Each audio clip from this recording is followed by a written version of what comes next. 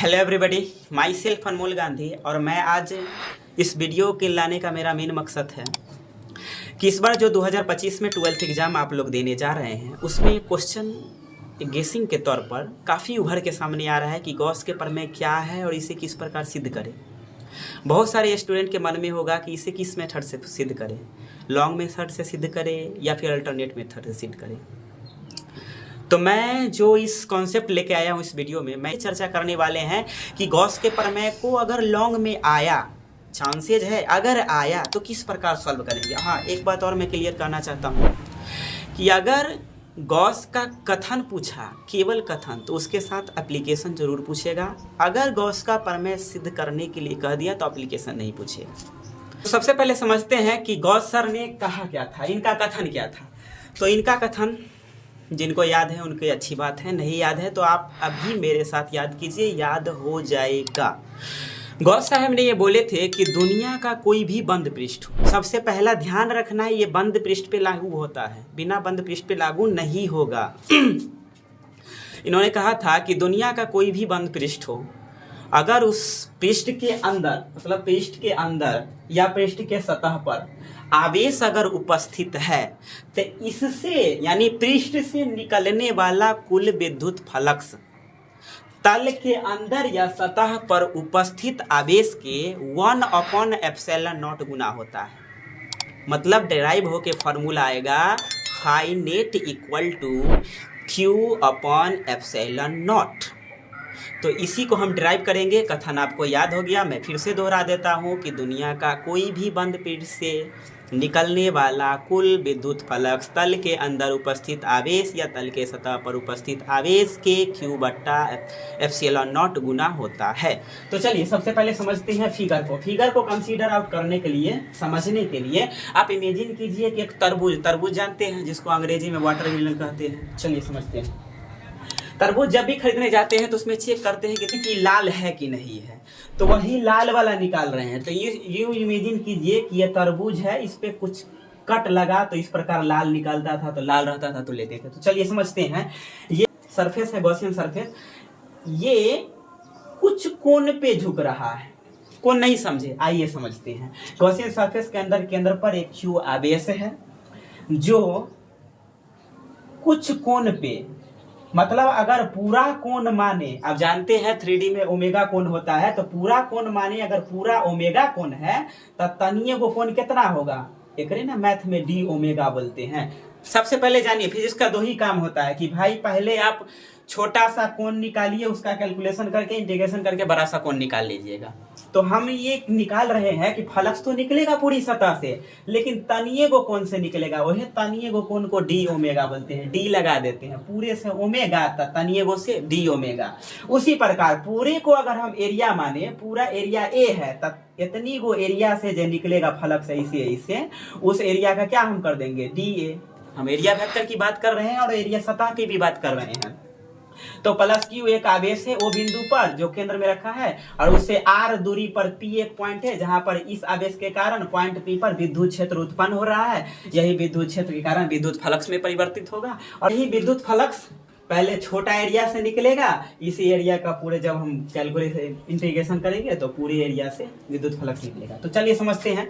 सबसे पहले आता है भाषा की बात। आप ये फिगर ड्रॉ कर लीजिएगा, उसके बाद भाषा में क्या लिखिएगा कि O केंद्र वाला एक गोलीय सतह है, गॉसियन पृष्ठ, जिसके केंद्र O पर प्लस Q आवेश रखा है। प्लस Q से r दूरी पर P एक पॉइंट है जहां पर प्लस Q आवेश के कारण विद्युत क्षेत्र उत्पन्न हो रहा है और इससे निकलने वाला फ्लक्स फाई है। इतना लिख दिए भाषा में। उसके बाद लिखिएगा नीचे कैलकुलेशन, और कैलकुलेशन के बाद इतना बात लिखिएगा लाइन बाय लाइन, मतलब अंग्रेजी में बोले तो एज इट इज लाइन। तो चलिए समझते हैं कि प्लस Q आवेश के कारण पॉइंट P पर उत्पन्न विद्युत क्षेत्र, तो विद्युत क्षेत्र का क्या हो जाता है, E = 1/4πε0 Q/r²। समीकरण 21 को मान लिए। उसके बाद है कि गोलाकार आवेशित पृष्ठ पर बना घन कोण। अब समझाते हैं आपको, समझिए, गौर से समझिए। नॉर्मल अगर ये रैखिक एंगल की बात करें तो इस पर जो कोण बनेगा इसको प्लेन कोण बोलते हैं, समतल कोण। वही जब 3D आकृति, गोला एक 3D है ना जिसमें लंबाई चौड़ाई ऊंचाई तीनों कुछ मौजूद है, तो ये 3D है, तो इसके अंदर जो कोण बनता है ना वो सिंपल या समतल कोण नहीं बनता है, इसको घन कोण बोलते हैं। अंग्रेजी में सॉलिड एंगल या ठोस कोण भी बोल सकते हैं। मैंने इस पर डिटेल वीडियो बनाया है कि घन कोण क्या है, आप प्लेलिस्ट में जाकर के चेक कर सकते हैं। तो चलिए समझते हैं उसके बाद कि घन कोण जो उत्पन्न हुआ ना, तो घन कोण ये होता है। समझना है तो आप प्लेलिस्ट वाले वीडियो में समझ सकते हैं, फिर भी मैं यहाँ समझाने की कोशिश करता हूँ कि पूरा हुआ ओमेगा निकल रहा है फ्लक्स वर्तमान में इतना से डी ओमेगा से, तो डी ओमेगा घन कोण हो गया। तो घन कोण बराबर होता है डी ए कॉस थीटा बटे आर स्क्वायर। इसको मैंने समीकरण 2 कंसीडर आउट कर लिया। जिनको अगर ये समझ में अभी ही नहीं आ रहा है उनसे मेरी गुजारिश है कि सबसे पहले आप प्लेलिस्ट में जाके घन कोण को समझे, फिर आगे की स्टेप को फॉलो करें। अदरवाइज अगर आप इसे देख भी लेंगे तो जरूर पूरी तरह संतुष्टि नहीं मिलेगी। तो चलिए सबसे पहले आप प्लेलिस्ट में जाके देख लीजिए, फिर आके ये वीडियो आप देखिए। तो उसके बाद है यहाँ समीकरण 2 कंसीडर आउट कर लिए। उसके बाद है अल्पांश एरिया द्वारा घन कोण से निकलने वाला अल्पांश फलक। तो अल्पांश एरिया मतलब अगर पूरे ए है तो तनी गो डी है, डी ए है, इतनी गो एरिया मतलब D A area. D A area से निकलने वाला फ्लक्स कितना होगा, डी फाई बराबर E into E dot D A. तो D phi equal to E dot product में डी ए कॉस थीटा। समीकरण इसको 3 कंसीडर आउट कर लिए। समीकरण 1 तथा समीकरण 3 से, समीकरण 1 देखिए और समीकरण 3 देखिए, 3 फलक से एक विद्युत क्षेत्र है। तो विद्युत क्षेत्र वाला है ना, फलक में मान रखे ई के जगह पर। ई का मान यहाँ पुट हो गया 1/4πε0 q बटे आर स्क्वायर डी ए कॉस थीटा। ठीक है, तो डी फाई इक्वल टू यहाँ Q1 से मल्टीप्लाई किया तो Q ए कम Q बट्टा 4πε0 डी ए कॉस थीटा और आर स्क्वायर को हमने नीचे ट्रांसफर कर दिया, ये इस प्रकार से, ताकि ये इससे कुछ रिलेशन निकले। आगे हम इसको सॉल्व करेंगे। डी फाई Q इंटू 4πε0 और डी ए कॉस थीटा बटे आर स्क्वायर। आप समीकरण 2 जाके देखिए, यहाँ ये घन कोण है तो हम इतना चीज को डी ओमेगा लिख सकते हैं कि नहीं, तो यहाँ डी ओमेगा लिखिए। ये टोटल को डी ओमेगा लिखने के बाद आइए समझते हैं कि छोटका तनीय फ्लक्स छोटका कोण से निकल गया। अब इसी का इंटीग्रेशन कर देंगे, मतलब समाकलन कर देंगे, तो बड़का फ्लक्स बड़का कोण से निकल जाएगा, मतलब पूरे एरिया से निकल जाएगा। तो वही हमने लिखा है कि कुल घन कोण से निकलने वाला कुल फ्लक्स, ये तनीय गो घन कोण से तनीय गो फ्लक्स निकला, अब पूरा घन कोण मतलब ओमेगा कोण से पूरा ए एरिया से निकलेगा फ्लक्स। आंसर आ जाएगा। तो हमने किया, दोनों तरफ इंटीग्रेशन किया, तो इसका लिमिट क्या होगा, कम से कम फ्लक्स निकलेगा 0, ज्यादा से ज्यादा 5, कम से कम फ्लक्स निकलेगा 0 डिग्री पर मतलब, और ज्यादा से ज्यादा निकलेगा ओमेगा डिग्री पर। उसके बाद आप जानते हैं कि समाकलन में जिसके अंदर डी लगा हुआ था उसी के रिस्पेक्ट में होता है, तो ये डी फाई तो जस के तस है बराबर।